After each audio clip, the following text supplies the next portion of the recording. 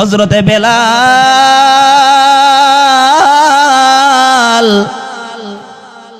বেলালকে বারবার বলতেছিল এই জবান দ্বারা আল্লাহর নাম নেওয়া যাবে না। বেলাল বালুর মধ্যে পড়ার পরেও বেলাল শুধু জবান দিয়ে আহাদ আহাদ আহাদ, আল্লাহ এক এত কষ্টর পরেও জবান দিয়ে আল্লাহর স্বীকৃতি দিতে ভুলে নাই। সুবহানাল্লাহ। আরে আপনি আমি কেমন মুসলমান? সামান্য টাকার জন্য, সামান্য ক্ষমতার জন্য ইসলামের বিপক্ষে আমরা কাজ করি। কিন্তু বেলাল রাদিয়াল্লাহু তাআলা আনহুকে মক্কার বাচ্চাদের হাতে উমাইয়া গলার মধ্যে রশি পেঁচিয়ে বাচ্চাদের হাতে ধরায় দিত। বেলাল রাদিয়াল্লাহু তাআলা আনহুকে এই মক্কার ছোট ছোট বাচ্চারা এই মক্কার পুরা মরুভূমিগুলোকে টেনে টেনে বেলাল রাদিয়াল্লাহু তাআলা আনহুকে ঘুরাইতো আর বলতো, বেলাল তুমি ইসলাম থেকে ফিরে আসো। বেলাল বলেন, না না, যেই জবান দ্বারা একবার আল্লাহকে আল্লাহ বলে স্বীকৃতি দিয়েছি, এই জবান দ্বারা আর কোনোদিন আমি কুফরি করব না। সুবহানাল্লাহ। এই বেলালের মর্যাদা আল্লাহ পাক রব্বুল আলামিন কেমন বাড়াইলেন। বিশ্বনবী যখন মেরাজের রাত্রে ওই জান্নাত ভ্রমণ করতেছিলেন, আল্লাহর হাবিব শুনতে পায় তার সামনে যেন কার পায়ের আওয়াজ শোনা যায়। জিজ্ঞাসা করে, এরে ভাই জিব্রাইল, কার পায়ের আওয়াজ শোনা যায়? জিব্রাইল বলে, এটা আর কারো পায়ের আওয়াজ শোনা যায় না, আপনার আশিক বেলালের পায়ের আওয়াজ আল্লাহ পাক জান্নাতের মধ্যে আপনাকে শুনাইতাছেন। সুবহানাল্লাহ।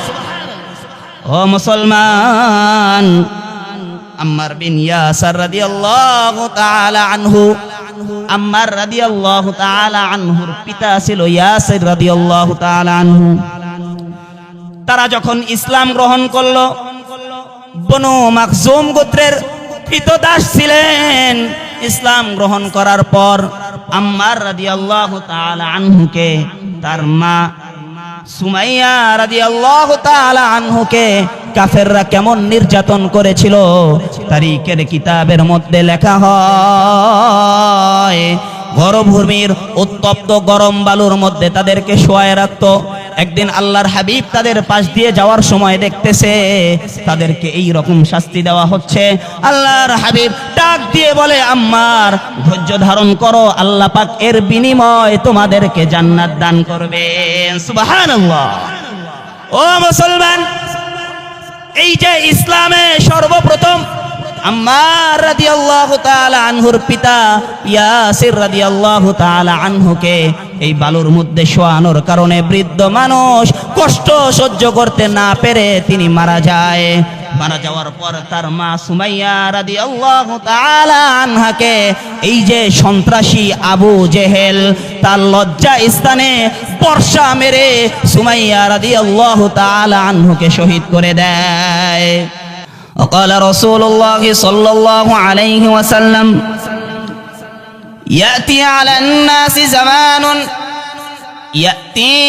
الناس زمان الصابر فيهم على دينه كالقابض على الجمر أو كما قال النبي صلى الله عليه وسلم سبحانك لا علم لنا إلا ما علمتنا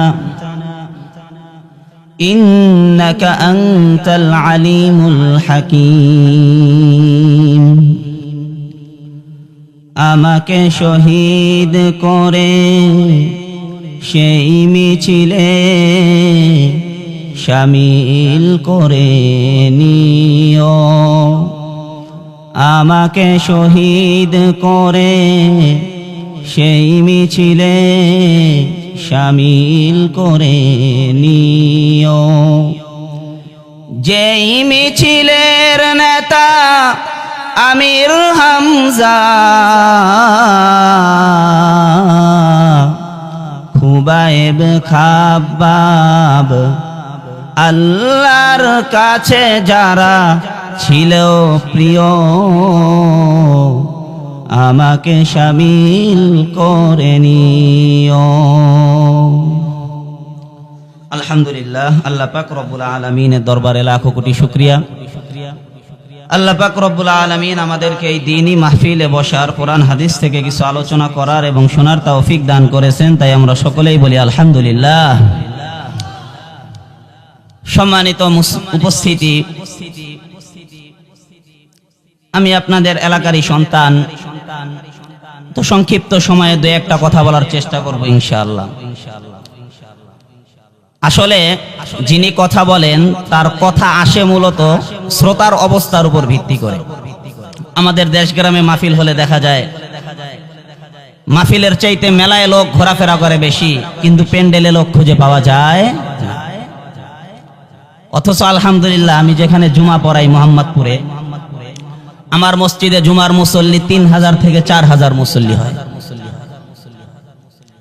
আমার মসজিদ হলো 6 তলা, 12টার মধ্যে 1 তলা 2 তলা 3 তলা কমপ্লিট হয়ে যায়, 12:30টার মধ্যে 6 তলা কমপ্লিট হয়ে রাস্তার মধ্যে লোক হয়ে যায়। তো এই কারণে ধরেন শ্রোতা অমনোযোগী থাকলে বক্তার মুখ দিয়ে কথা আসে না। যাক, আল্লাহ পাক রব্বুল আলামিন এই মাহফিলকে আমাদের হেদায়েতের জরিয়া হিসেবে কবুল করুক, সবাই বলেন আমিন। আপনাদের সামনে আমি কোরআনুল কারীম থেকে কয়েকটি আয়াত তেলাওয়াত করেছি, একটি হাদিস তেলাওয়াত করেছি। আল্লাহ পাক তৌফিক দান করলে উক্ত আয়াত সমূহ এবং হাদিসের উপর কিছু আলোচনা করার চেষ্টা করব ইনশাআল্লাহ। বিশ্বনবী মুহাম্মদুর রাসূলুল্লাহ সাল্লাল্লাহু আলাইহি ওয়াসাল্লামের বয়স যখন 40 বছর হলেও আল্লাহ পাক রব্বুল আলামিন তার নবুয়াতের বিষয়টা প্রকাশ করলেন। প্রকাশ করার পর আল্লাহর হাবিবের উপর ওহী আসলো। আসার পর পবিত্র কোরআনে সূরাতুল আলাকের প্রথম 5টি আয়াত নাজিল হলো। এই আয়াতগুলি নাজিল হওয়ার পর তারিখের কিতাবের মধ্যে লেখা হয়, হাদিসের কিতাবের মধ্যে লেখা হয় 3 মাস মতান্তরে 2 বছর পর্যন্ত ওহী আসা বন্ধ থাকে। তো বন্ধ থাকার পর আল্লাহর হাবিব সাল্লাল্লাহু আলাইহি ওয়াসাল্লাম চিন্তিত হয়ে যান যে আমার উপর কেন ওহী আসতেছে না। হঠাৎ করে আরেকদিন জিবরাইল আলাইহিস সালাম ওহী নিয়ে আসলেন। আসার পর জিবরাইল আলাইহিস সালাম সূরাতুল মুদ্দাথির, সূরাতুল মুজাম্মিল নিয়ে হাজির হলেন। আল্লাহর হাবিব সাল্লাল্লাহু আলাইহি ওয়াসাল্লাম কম্বল গায়ে দিয়ে শুয়েছিলেন। জিবরাইল আলাইহিস সালাম এসে বলতেছেন, ইয়া আইয়ুহাল মুদ্দাথির, ইয়া আইয়ুহাল মুদ্দাথির, হে কম্বল আবৃত ব্যক্তি, কুম ফাআনদির, আপনি উঠুন এবং আপনি সতর্ক করুন, কারণ এই নবুয়াতের দায়িত্ব আপনাকে ঘুমিয়ে থাকার জন্য দেওয়া হয় নাই। জিবরাইল আলাইহিস সালাম বিশ্বনবী মুহাম্মদুর রাসূলুল্লাহ সাল্লাল্লাহু আলাইহি ওয়াসাল্লামকে যখন এই কোরআনের আয়াত তেলাওয়াত করে শুনাইলেন, আল্লাহর হাবিব সাল্লাল্লাহু আলাইহি ওয়াসাল্লাম এই যে কম্বল থেকে উঠলেন, হাদিসের মধ্যে লেখা হয় এরপর থেকে মৃত্যুর আগ পর্যন্ত বিশ্বনবী আর কোনোদিন তাহাজ্জুদের নামাজ ব্যতীত রাতের বেলা ঘুমায় নাই। সুবহানাল্লাহ। ও মুসলমান, এবার আল্লাহ পাক রব্বুল আলামিন মুহাম্মদুর রাসূলুল্লাহ 3 বছর পর্যন্ত গোপনে ইসলামের দাওয়াত দিলেন। ইসলামের দাওয়াত দেওয়ার পর পরবর্তী 7 বছর প্রকাশ্যে ইসলামের দাওয়াত দিলেন। আল্লাহ তাআলা জিবরাইল আলাইহিস সালামকে সূরাতুশ শুআরার 214 নম্বর আয়াত নিয়ে পাঠাইলেন। এবার তিনি এসে বলতেছেন, وأنذر عشيرتك الأقربين। ওগো হাবিব, সর্বপ্রথম আপনি আপনার পরিবারকে আপনি ঠিক করেন, পরিবারকে সতর্ক করেন। এই আয়াত নাজিল হওয়ার পর আল্লাহর হাবিব সাফা পাহাড়ের মধ্যে চলে গেলেন। সাফা পাহাড়ে যাওয়ার পর বিশ্বনবী মুহাম্মদুর রাসূলুল্লাহ সাল্লাল্লাহু আলাইহি ওয়াসাল্লাম মক্কার গোত্রের বিভিন্ন গোত্রের নাম ধরে ধরে সবাইকে ডাকলেন। সবাই সাফা পাহাড়ের কাছে একত্রিত হওয়ার পর আল্লাহর হাবিব সাল্লাল্লাহু আলাইহি ওয়াসাল্লাম এবার বলতেছেন, আমি যদি তোমাদেরকে সংবাদ দেই এই পাহাড়ের পিছনে শত্রু বাহিনী তোমাদের জন্য অপেক্ষা করতেছে, আর কিছুক্ষণ পরেই তোমাদের উপর আক্রমণ করবে, তাহলে তোমরা কি আমার এই সংবাদ বিশ্বাস করবে? আরবের সকল মানুষ সবাই এক বাক্যে বলে উঠল, আরে মুহাম্মাদুর রাসূলুল্লাহ, আপনার সততা সম্পর্কে আমাদের সন্দেহ নাই, আপনার সংবাদকে আমরা বিশ্বাস করে নিব।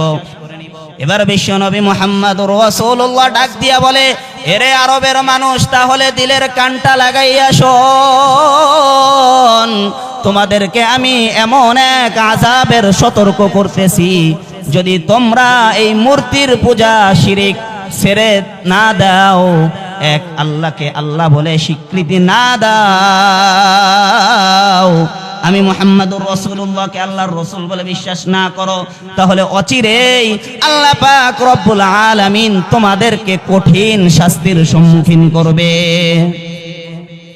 ও মুসলমান, এই ঘোষণা শোনার পর কুখ্যাত সন্ত্রাসী আবু লাহাব দাঁড়িয়ে বলল, তাব্বান লাকা আলিহাদা জামাতানা, আরে মুহাম্মদ, এই কারণেই কি তুমি আমাদেরকে একত্র করেছো? তোমার দুই হাত যেন ধ্বংস হয়ে যায়। নাউজুবিল্লাহ বলেন। কোন বর্ণনায় পাওয়া যায় আবু লাহাব পাথর নিয়ে বিশ্ব নবীর দিকে যখন ছুঁড়ে মারল, আল্লাহ পাক রব্বুল আলামিন এই দৃশ্য সহ্য করতে পারে না,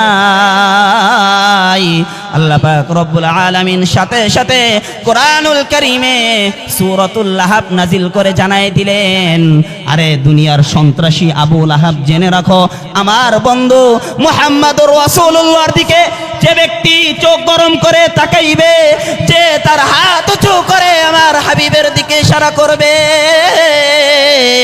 আমার হাবিবকে যে ব্যক্তি ধ্বংস করার চেষ্টা করবে, আমার হাবিবের তুমি কিছুই করতে পারবে না। আল্লাহ পাক আয়াত নাজিল করে জানায় দিলেন, তাব্বাত ইয়াদা আবি লাহাবি ওয়া তাব, আরে আবু লাহাব, তুমি তো হাত উঁচু করে আমার মুহাম্মদকে তুমি ধ্বংস হওয়ার বদদুয়া করেছো, আমার মুহাম্মদ ধ্বংস হবে না, বরং আবু লাহাব তোমার দুই হাত এবং তুমি নিজেই ধ্বংস হয়ে যাবে। সুবহানাল্লাহ। ও মুসলমান, এই আয়াত আমাদেরকে শিক্ষা দেয়, এই দুনিয়ার বুকে যারা বিশ্বনবী মুহাম্মদুর রাসূলুল্লাহর দাওয়াতকে অস্বীকার করবে, ইসলামের সাথে গাদ্দারি করবে, নবী বেঁচে নাই, নবীর ওয়ারিস উলামায়ে কেরামের সাথে যারা বেয়াদবি করবে, যাদের সাথে বেয়াদবি করবে, আল্লাহ পাক রব্বুল আলামিন একদিন হলেও, দুই দিন হলেও, এই 16 বছর পরেও যেমনি ভাবে জালেম স্বৈরাচারকে এই বাংলাদেশ থেকে আল্লাহ পাক তাড়ায় দিলেন, ফেরাউনকে আল্লাহ পাক নদীর মধ্যে ডুবাই দিলেন, আবু লাহাবকে আল্লাহ পাক ধ্বংস করে দিলেন, আল্লাহ পাক জানায় দিলেন, কোন স্বৈরাচার নবীর ওয়ারিসদের উপর জুলুম করে এই দুনিয়ার মধ্যে টিকতে পারে নাই, কাল কিয়ামত পর্যন্ত কেউ টিকতে পারবে না। ঠিক কিনা বলেন? ও মুসলমান, এই কারণে দেখবেন যারা আল্লাহর হাবিবের দুশমনি করে, আল্লাহ পাক দুনিয়ায় তাদের পরিণাম দেখায় দিলেন। এই যে আবু লাহাবের পরিণাম কি হয়েছিল? বদর যুদ্ধের সময়, বদর যুদ্ধের 7 দিন পর এই যে আবু লাহাবের শরীরের মধ্যে একটা বিস্ফোরা হয়, বিস্ফোরা। কোন বর্ণনায় পাওয়া যায় বসন্ত রোগ হয়। এই বসন্ত রোগ হওয়ার পর, আরে আবু লাহাব মক্কার লিডার হওয়ার পরেও আবু লাহাবকে তার পরিবার ঘর থেকে বের করে দেয়। বের করে দেওয়ার পর আবু লাহাব মরে পচে থাকে, 3 দিন পর্যন্ত তার লাশ পড়ে থাকে, কেউ তার লাশ ধরে নাই। পরে মক্কার মানুষ দুর্গন্ধে টিকতে না পেরে গোলাম ভাড়া করে বড় লাঠি তৈরি করে মাটি খনন করে দূর থেকে ধাক্কা মেরে আবু লাহাবের লাশ ওই মাটি চাপা দেয়। সুবহানাল্লাহ। এই আয়াত আমাদেরকে এই শিক্ষা দেয়, যুগে যুগে যারা ইসলামের বিপক্ষে কাজ করবে, মুসলমান নাম ধারণ করেও ইসলামকে এই দেশে প্রতিষ্ঠা করতে বাধা প্রদান করবে, আল্লাহ পাক দেখায় দিলেন যুগের ফেরাউন আবু লাহাবকে আল্লাহ পাক দুনিয়ায় টিকতে দেয় নাই, সুতরাং বর্তমান যুগের ফেরাউনকেও আল্লাহ পাক দুনিয়ার মধ্যে টিকতে দিবে না। ঠিক কিনা বলেন? আল্লাহর হাবিবের প্রতি যখন এই রকম জুলুম করলো, যখন এই ঘটনা মক্কার মধ্যে ছড়িয়ে পড়ল, এবার আল্লাহ পাক রব্বুল আলামিন কুরআনুল কারীমের মধ্যে আয়াত নাজিল করেন, ফাসদা বিমা তুমারু ওয়া আ'রিদ আনিল মুশরিকিন। নবী এখন আর শুধুমাত্র পরিবারকে দাওয়াত দিলে হবে না, বরং আপনাকে যেই আদেশ করা হয় এই আদেশগুলিকে আপনি কাফের মুশরিকদের পরোয়া না করে আপনি এই আদেশগুলিকে মানুষের কাছে পৌঁছায় দেন। বিশ্বনবী মুহাম্মদুর রাসূলুল্লাহ এই দাওয়াত যখন পৌঁছানোর কাজ শুরু করে দিলেন, তখনই আল্লাহর হাবিব সাল্লাল্লাহু আলাইহি ওয়াসাল্লামের উপর জুলুম নির্যাতনের স্টিম রোলার চালানো হয়। কেমন জুলুম করেছিল তারা আল্লাহর হাবিব সাল্লাল্লাহু আলাইহি ওয়াসাল্লামের উপর। উকবা ইবনে মুঈত আল্লাহর হাবিব রান্না করত, তারিখের কিতাবের মধ্যে লেখা হয় উকবা ইবনে মুঈত আল্লাহর হাবিবের বাড়ির পাশ থেকে এই রকম বকরির নারী ভুঁড়ি রাসূলের খাবারের পাতিলের উপর নিক্ষেপ করত, যাতে করে আল্লাহর হাবিব খাবার খেতে না পারে। নাউজুবিল্লাহ বলেন। আল্লাহর হাবিব কাবা গৃহের মধ্যে নামাজ পড়তেছিলেন, এই যে উকবা ইবনে মুঈত একবার পিছন দিক দিয়ে গিয়ে আল্লাহর হাবিবের গলার মধ্যে চাদর পেঁচিয়ে আল্লাহর হাবিবকে টানা হেঁচড়া শুরু করে দিলেন। ও মুসলমান, ইসলামের জন্য আল্লাহর হাবিব সাহাবায়ে কেরাম কেমন কষ্ট করেছে। আজকে আমি আপনি তো বাপ দাদার সূত্রে মুসলমান, কিন্তু সাহাবায়ে কেরাম ইসলামের জন্য কেমন কষ্ট করেছে, বিশ্বনবী মুহাম্মদুর রাসূলুল্লাহ কেমন কষ্ট করেছে, এইগুলি যদি শোনা হয় চোখের পানিগুলো ধরে রাখা যায় না। যখন বিশ্বনবী প্রকাশ্যে দাওয়াত দেওয়া শুরু করে দিলেন, আল্লাহর হাবিবকে প্রতিহত করার জন্য মক্কার কাফেররা বিভিন্ন সময় বিভিন্ন ষড়যন্ত্র করতে লাগলো। এবার তারা ষড়যন্ত্র করলো মুসলমানদেরকে তারা নির্যাতন করবে। আরে বেলাল রাদিয়াল্লাহু তাআলা আনহু সম্পর্কে লেখা হয়, বেলাল রাদিয়াল্লাহু তাআলা আনহু উমাইয়ার কৃতদাস ছিলেন। এই বেলাল রাদিয়াল্লাহু তাআলা আনহু ইসলাম গ্রহণ করার কারণে উমাইয়া দ্বিপ্রহরের উত্তপ্ত রোদের মধ্যে আরবের মরুভূমির বালিগুলো এমন অবস্থা যে এই উত্তপ্ত রোদের মধ্যে যদি ওই বাড়ির মধ্যে চাল রাখা হয় ওই চালগুলো ক্ষয় হয়ে যায়, যদি ভুট্টা রাখা হয় ওই ভুট্টাগুলো পাপন হয়ে যায়। এমন উত্তপ্ত রোদের মধ্যে, উত্তপ্ত গরম বালুর মধ্যে ওই উমাইয়া হযরতে বেলালকে দ্বিপ্রহরের রোদের মধ্যে পাথর চাপা দিয়ে ওই বালুর মধ্যে রেখে দিয়েছিল। হযরতে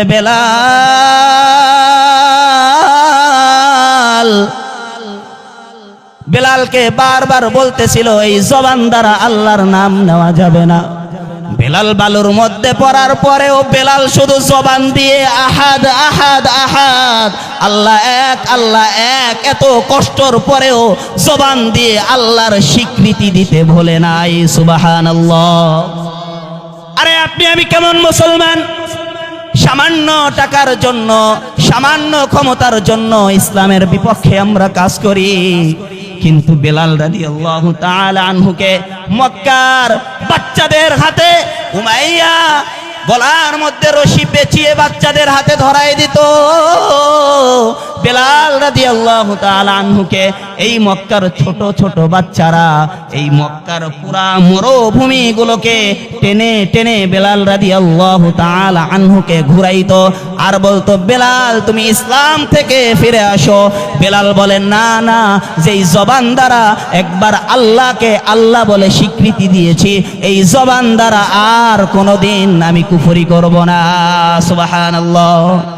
এই বেলালের মর্যাদা আল্লাহ পাক রব্বুল আলামিন কেমন বাড়াইলেন।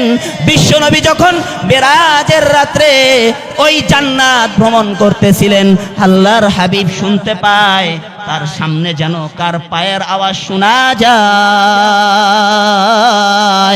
জিজ্ঞাসা করে, এরে ভাই জিব্রাইল, কার পায়ের আওয়াজ শোনা যায়? জিব্রাইল বলে, এটা আর কারো পায়ের আওয়াজ শোনা যায় না, আপনার আশিক বেলালের পায়ের আওয়াজ আল্লাহ পাক জান্নাতের মধ্যে আপনাকে শুনাইতাছেন। সুবহানাল্লাহ। ও মুসলমান, আম্মার বিন ইয়াসার রাদিয়াল্লাহু তাআলা আনহু, আম্মার রাদিয়াল্লাহু তাআলা আনহুর পিতা ছিল ইয়াসির রাদিয়াল্লাহু তাআলা আনহু। তারা যখন ইসলাম গ্রহণ করলো, বনু মাখজুম গোত্রের কৃতদাস ছিলেন। ইসলাম গ্রহণ করার পর আম্মার রাদিয়াল্লাহু তাআলা আনহুকে তার মা সুমাইয়া রাদিয়াল্লাহু তাআলা আনহুকে কাফেররা কেমন নির্যাতন করেছিল তারিখের কিতাবের মধ্যে লেখা হয়। মরুভূমির উত্তপ্ত গরম বালুর মধ্যে তাদেরকে শোয়ায় রাখতো। একদিন আল্লাহর হাবিব তাদের পাশ দিয়ে যাওয়ার সময় দেখতেছে তাদেরকে এই রকম শাস্তি দেওয়া হচ্ছে। আল্লাহর হাবিব ডাক দিয়ে বলে, আম্মার ধৈর্য ধারণ করো, আল্লাহ পাক এর বিনিময় তোমাদেরকে জান্নাত দান করবেন। সুবহানাল্লাহ। ও মুসলমান, এই যে ইসলামে সর্বপ্রথম আম্মার রাদিয়াল্লাহু তাআলা আনহুর পিতা ইয়াসির রাদিয়াল্লাহু তাআলা আনহুকে এই বালুর মধ্যে শোয়ানোর কারণে বৃদ্ধ মানুষ কষ্ট সহ্য করতে না পেরে তিনি মারা যায়। মারা যাওয়ার পর তার মা সুমাইয়া রাদিয়াল্লাহু তাআলা আনহাকে এই যে সন্ত্রাসী আবু জেহেল তার লজ্জা স্থানে বর্ষা মেরে সুমাইয়া রাদিয়াল্লাহু তাআলা আনহুকে শহীদ করে দেয়। ও মুসলমান, চোখের সামনে বাবার ইন্তেকাল, মায়ের ইন্তেকাল। আম্মারকে বালুর মধ্যে উত্তপ্ত গরমের মধ্যে এই রকম বেঁধে রাখা হয়েছে। আম্মার রাদিয়াল্লাহু তাআলা আনহুকে বলে, আরে আম্মার, তোমার বাবা দুনিয়া থেকে বিদায় নিয়ে চলে গেছে, তোমার মাও দুনিয়া থেকে বিদায় নিয়ে চলে গেছে। তুমি যদি ইসলাম থেকে ফিরে না আসো তাহলে তোমাকেও আমরা এই দুনিয়া থেকে বিদায় করে দিব। কিন্তু আম্মার রাদিয়াল্লাহু তাআলা আনহু বলে, যে জবান দ্বারা যাওয়ার পর বলতেছে, মা, চাচা আমার শরীর থেকে আমার সম্পত্তি রাখার পর আমার গায়ের কাপড়গুলো চাচা খুলে রেখেছে। মা সন্তানকে উলঙ্গ অবস্থায় দেখে দৌড়ে ঘর থেকে একটা কম্বল এনে সন্তানকে দিল। সন্তান কম্বলটাকে দুই টুকরো করে একটা নিচের মধ্যে পড়লেন, আর একটা উপরে দিয়ে আর মক্কায় থাকে নাই, দৌড়ে মদিনার দিকে চলে গেলেন। মদিনায় যাওয়ার পর গভীর রাত মদিনায় আসহাবে সুফফার বারান্দায় বসেছিলেন। বসে থাকার পর ফজরের সময় বিশ্বনবী মুহাম্মাদুর রাসূলুল্লাহ সাল্লাল্লাহু আলাইহি ওয়াসাল্লাম দেখেন নতুন কে যেন এই বারান্দার মধ্যে বসে আছে। আল্লাহর হাবিব তাকে ডাক দিলেন। ডাক দেওয়ার পর জিজ্ঞাসা করলেন, এ তুমি কে? বলল, ইয়া রাসূলুল্লাহ, আমি ইসলাম গ্রহণ করার কারণে আমার চাচা আমার সম্পত্তি বাজেয়াপ্ত করার পরেও আমার শরীর থেকে কাপড়টাকে খুলে রেখেছে। আমি আর মক্কায় থাকি নাই, আমি আপনার কাছে দৌড়ে চলে এসেছি। আল্লাহর হাবিব বললেন, তোমার নাম এখন থেকে আর আব্দুল উজ্জা না। উজ্জা মূর্তির নাম, আব্দুল মানে হলো বান্দা, আব্দুল উজ্জা মানে হলো উজ্জার বান্দা। আল্লাহর হাবিব বললেন, এখন থেকে তোমার নাম হলো আব্দুল্লাহ, তুমি আব্দুল্লাহ আল্লাহর বান্দা হয়ে গেলা। সাথে সাথে বাজাদাইন মানে হলো দুই কম্বলওয়ালা, তোমার উপাধি হলো বাজাদাইন, সুতরাং তোমার নাম হলো আব্দুল্লাহ দুল বাজাদাইন। সুবহানাল্লাহ। এবার সাহাবী বলতেছে, ইয়া রাসূলুল্লাহ, আমার দিলের মধ্যে মন চায় আমি আল্লাহর রাস্তায় শাহাদাত বরণ করব। আল্লাহর হাবিব সাল্লাল্লাহু আলাইহি ওয়াসাল্লাম তার এই কথা শোনার পর কিছুদিন পরেই তাবুক যুদ্ধের সময় আসলো। তাবুক যুদ্ধের সময় আসার পর আল্লাহর হাবিব সাহাবায়ে কেরামকে নিয়ে তাবুক যুদ্ধে গেলেন। আব্দুল্লাহ রাদিয়াল্লাহু তাআলা আনহু আয়েশা বলতেছেন, ইয়া রাসূলুল্লাহ, আমিও যুদ্ধে যেতে চাই, যুদ্ধে গিয়ে শহীদ হতে চাই। আল্লাহর হাবিব বললেন, আমি দোয়া করি আল্লাহ পাক তোমাকে নেক হায়াত দান করুক। সাহাবী বলতেছেন, ইয়া রাসূলুল্লাহ, আমি তো এই দোয়া চাই না, বরং আমি শাহাদাতের মর্যাদা লাভ করতে চাই। এবার আল্লাহর হাবিব বলতেছেন, তুমি যদি জ্বরে আক্রান্ত হয়েও মারা যাও তাহলেও শাহাদাতের মর্যাদা আল্লাহ পাক তোমাকে দান করবে। তুমি যদি ঘোড়ার পিঠ থেকে পড়েও মারা যাও শাহাদাতের মর্যাদা আল্লাহ পাক তোমাকে দান করবে। আব্দুল্লাহ জুলবাজাদাইন যুদ্ধে গেল, ঘটনাক্রমে তাবুক যুদ্ধ আর হয় নাই। আল্লাহর হাবিব যখন সাহাবীদেরকে নিয়ে ফিরে আসতেছিলেন, প্রতিমধ্যে আব্দুল্লাহ রাদিয়াল্লাহু তাআলা আনহু জ্বরাক্রান্ত হয়ে প্রতিমধ্যেই মারা যায়। মারা যাওয়ার পর এবার আল্লাহর হাবিব রাসূলুল্লাহ আব্দুল্লাহকে নিজ হাতে কবরের মধ্যে নামাইলেন। নামানোর পর আল্লাহর কাছে দোয়া করতেছেন, আল্লাহুম্মা ইন্নী রাদিতু বিহি আমসাইতু আইতানি কুনতু ফি হাদিহি সাফরা। আবু বকর কান্না করে আর বলে, হায় আফসোস, এই আব্দুল্লাহর কত ভাগ্য যে আল্লাহর হাবিব বলতেছে, কবরে নেমে বলতেছে আমি আল্লাহ তার প্রতি সন্তুষ্ট, তুমি সন্তুষ্ট হইয়া যাও। আবু বকর বলতেছে, আমি আবু বকর যদি আজকে এই আব্দুল্লাহর পরিবর্তে এই কবরের বাসিন্দা হতাম তাহলে কতই না ভালো হতো। সুবহানাল্লাহ। ও মুসলমান, আজকে কবরের চিন্তা আমাদের দিলের মধ্যে আসে না, কিন্তু এই যে আবু বকর সিদ্দিক, জান্নাতের সার্টিফিকেট পাওয়া সর্বপ্রথম যিনি সাহাবী, নাম হলো আবু বকর সিদ্দিক। আল্লাহর হাবিব দুনিয়ায় তাকে জান্নাতের সার্টিফিকেট দিয়ে দিয়েছেন, এরপরেও আবু বকর কবরের কথা শুনলে কান্না করে। সুবহানাল্লাহ। কিন্তু আজকে আমার আপনার জান্নাতে যাওয়ার খবর নাই, ওই কবরের চিন্তাও আমার আপনার নাই, ঠিক কিনা বলেন? কিন্তু সাহাবায়ে কেরাম জান্নাতের সার্টিফিকেট পাওয়ার পরেও এই আবু বকর এই কবরের কথা শুনল, চোখের পানি ছেড়ে দিয়ে কান্না করতেন। সুবহানাল্লাহ। ও মুসলমান, যেই কথাটা আপনাদেরকে আমি বুঝাইতে চাইতেছি সেটা হলো, এই ইসলাম পৃথিবীর বুকে কচুরি পানার ন্যায় ভেসে আসে নাই, বরং এই ইসলাম পৃথিবীর বুকে লক্ষ মানুষের, সাহাবায়ে কেরামের, পয়গম্বরের রক্তের বিনিময়ে এই পৃথিবীর বুকে ইসলাম প্রতিষ্ঠা হয়েছে, ঠিক কিনা বলেন? ও মুসলমান, এই কারণে যতই বিপদ আপনার উপর আসুক না কেন, ইসলামের উপর যদি আপনি আমি অটল থাকতে পারি তাহলে আল্লাহ পাক রব্বুল আলামিন আমাকে আপনাকেও এই রকম মহা পুরস্কার দান করবেন। সুবহানাল্লাহ। কেমন পুরস্কার, কেমন পুরস্কার!